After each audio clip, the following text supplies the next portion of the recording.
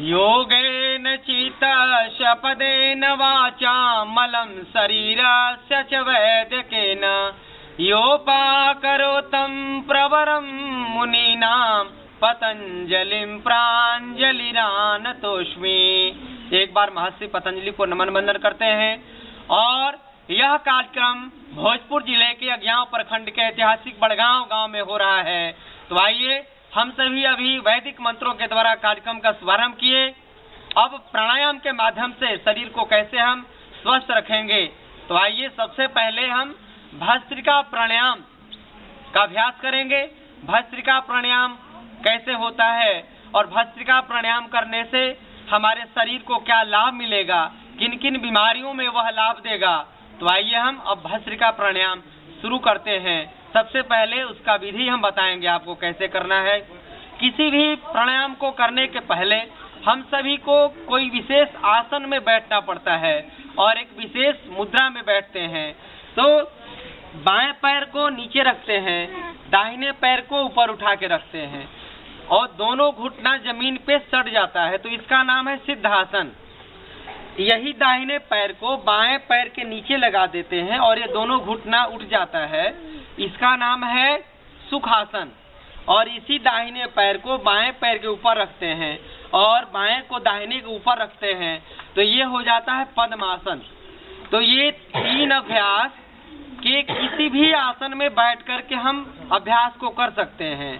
तो पहले वाला अभ्यास करने में ज्यादा आराम मिलता है सिद्धासन में, तो पहले वाला ही अभ्यास करेंगे सिद्धासन का। और दोनों हाथों को ऊपर उठा लेंगे, अंगूठा और तर्जनी के अग्रभाग को मिलाकर बाकी तीनों उंगली को सीधा रखते हैं। इस मुद्रा का नाम है ध्यान मुद्रा या ज्ञान मुद्रा। अब ये दोनों हथेली को घुटने के ऊपर रख लेते हैं, हथेली आसमान की तरफ खुली हो, कमर से लेकर के और माथा तक सीधा रखते हैं 90 डिग्री, पीठ को बिल्कुल सीधा रख लेंगे। अब इस मुद्रा में बैठ करके भस्त्रिका प्राणायाम करना है। तो भस्त्रिका प्राणायाम कैसे करना है इसको हम समझेंगे। 5 सेकंड तक दोनों नासिकाओं से सांस को अंदर ले जाना है और 5 सेकंड तक पुनः सांस को धीरे धीरे बाहर करना है। यानी 5 सेकंड तक सांस को लेना और 5 सेकंड तक पुनः सांस को बाहर कर देना है। और यह अभ्यास कम से कम 5 मिनट तक करना है। कितने मिनट तक करना है? 5 मिनट तक। ये आपको याद रखना है इसका विधि। जब हम दुनिया में या पूरे जीवन में कोई काम करते हैं तो 4 चीज उसमें ध्यान रखना पड़ता है। पहला उसका विधि, आप खेती का काम करें, आप सड़क पे चलें, आप झाड़ू लगावें या सब्जी बनाएं, रोटी बनाएं या कोई भी काम करें तो पहले उसकी विधि को समझते हैं। दूसरा उसका टाइमिंग होता है, समय, यानी वो कितना देर करना है। यानी जब समय से कम करेंगे ज्यादा करेंगे तो वो हमारे लिए हानिकारक हो जाता है। जैसे छौंक लगाना है दाल का, और वो मान लीजिए कि हमें रखना है 1 मिनट तक आग पर कलछुल को, तो वो काम लायक रहेगा। ज्यादा देर रखेंगे तो जल जाएगा। यानी पहले विधि, उसका टाइमिंग, समय क्या होना चाहिए। तीसरा कंसंट्रेशन, एकाग्रता, यानी जो कोई काम करे तो उस पर पूरा हमारा ध्यान एकाग्र हो जाना चाहिए। और चौथा है निरंतरता, यानी कंटिन्यूटी, यानी लगातार होना चाहिए, वो निरंतर होना चाहिए, तभी वो हमारे लाभ के लिए या हमारे काम लायक हो सकता है। तो ये 5 मिनट अभ्यास हम लोगों को अब करना है इसका। तो आइए सब आंखें बंद कर लेंगे और मिलकर के अभ्यास करेंगे। सबकी आंखें बंद हो जाए, मन शांत हो। सांसों को भरते समय हमारा और आपका ध्यान सांसों पर टिक जाना चाहिए। उस परम पिता परमेश्वर को नमन करते हैं, याद करते हैं कि हे परमात्मा,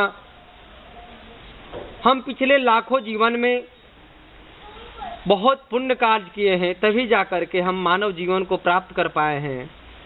मानव से महामानव बनना है और ज्यादातर मानव से महामानव बनने का या पुरुष से महापुरुष बनने का जब समय आता है तो हम गलत कार्यों को करते हुए, हम अशुभ कार्यों के साथ, हम नकारात्मक विचारों के द्वारा हम गर्त में चले जाते हैं, कीचड़ में चले जाते हैं। लेकिन आज हम सभी भगवान कृष्ण को, राम को, लक्ष्मी, दुर्गा, पार्वती, सरस्वती सबको नमन बंदन करते हैं महापुरुषों का। हे परमात्मा, आपकी कृपा हमारे जीवन पर हमेशा बना रहे। लंबा गहरा सांस भरेंगे और लंबा गहरा सांसों को पुनः बाहर करेंगे। आपसे जितना बन पड़े उतना सांस को भरना है। जब सांस को भरेंगे तो आपका डायफ्राम यानी फेफड़ा फैलता हुआ महसूस होगा, और सांसों को जब छोड़ेंगे तो आपका फेफड़ा सिकुड़ता हुआ महसूस होता। सांसों को भरते समय आपके मन में एक शिव संकल्प, हे परमपिता परमेश्वर, इस दुनिया के ओज, तेज, सुख, शांति, समृद्धि, आरोग्य सब हमारे जीवन को लंबा गहरा सांस खींची, छोड़ी। सांसों को बाहर करते समय आपका ध्यान, हे परमात्मा, मेरे भीतर के सारे अशुभ, मेरे भीतर के सारे विकार और मेरे भीतर यानी शरीर के सब बीमारियां हमसे धीरे धीरे सांसों के माध्यम से दूर हो रहे हैं। टाइट बैठी बाबा। जब भस्त्रिका प्राणायाम करते हैं तो हमारे शरीर में ऑक्सीजन का लेवल बढ़ने लगता है। आंख बंद करके अभ्यास करते रहेंगे। लंबा गहरा खींचते रहें, छोड़ते रहेंगे। इस सांस को एक बार याद करिए। हम जन्म लेते हैं माँ के कोख से, जन्म लेते ही हम सभी रोते हैं। रोने का मतलब होता है प्राणायाम प्रारंभ करना, यानी सांस लेने की क्रिया उसी दिन प्रारंभ हो जाती है और जीवन पर्यंत निर्बाध रूप से मरते, यानी जब सांस रुक जाता है, हमारी जब मृत्यु होगी तब तक यह सांस की क्रिया निरंतर चलता रहता है। सांसों पर ध्यान लगाइए। सांसों का आराधना पूर्वक पूजा अनुष्ठान की तरफ प्राणवायु को नमन बंदन करिए कि हे प्राणवायु, हम आज तक यही नहीं समझ पा रहे थे कि हमारा जीवन चलता कैसे है। जब हम बेहोश हो जाते हैं, जब हम बीमार हो जाते हैं, तब भी प्राणवायु हमारी रक्षा करते हैं। इसलिए आज से हम सभी को सबसे प्रिय हमारे प्राण हैं, उन प्राणों पर ध्यान लगा करके लंबा गहरा सांस भरेंगे तो बीमारी के रूप में किसी को चर्म रोग नहीं होगा, किसी को हार्ट अटैक नहीं होगा, किसी को ब्रेन हेमरेज नहीं होगा, किसी को सोराइसिस नहीं होगा, किसी को एक्जिमा नहीं होगा, किसी को दमा की बीमारी, टीबी की बीमारी, टॉन्सिलाइटिस की बीमारी नहीं होंगे। और निरंतर जब अभ्यास करेंगे प्रतिदिन 5 मिनट, तो शरीर के 72 करोड़ 72 लाख 10,210 नस नाड़ियों का यह शुद्धिकरण करता है। नाड़ी शोधन क्रिया भी कहते हैं इसको। और जब हम 1 मिनट सांस भरते हैं तो शरीर का पूरा ब्लड, रक्त शुद्ध होने के लिए फेफड़े में जाता है, लंग्स में जाता है।